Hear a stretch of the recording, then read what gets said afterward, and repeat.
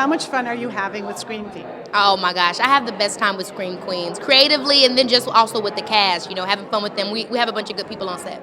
The writing is fantastic. Is there a storyline that you would like to see happen?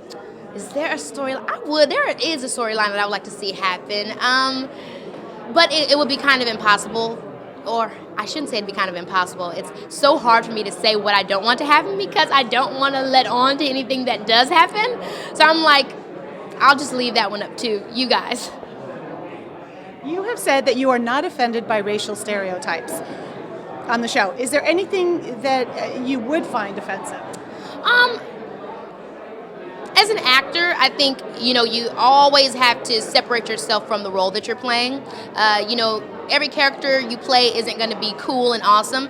Having said that, I think Zayday is extremely cool and awesome. But, our show is a satire. So that's the fun of the show, is that everything kind of gets poked fun of at some point. Not only, our individual characters, but the idea of itself. The horror, the college, the millennials, everything is like a joke. Would you ever consider a sorority? I did. For a lot of my life, I was like, I want to go to college. I want to be, my father's sister sorority. My father's an alpha, and so I wanted to be AKA. And then I didn't go to college, and then I was like, after kind of seeing stuff with sororities, I'm like, I don't know. Would it be really fun for me or not? Recently, we read that you credit your faith with saving you from plastic surgery. Tell us about that.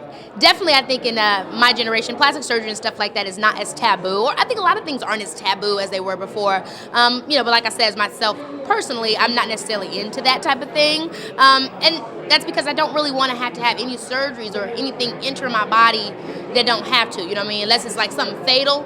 That's really why I just not my thing. Is that something you might consider when you get much older?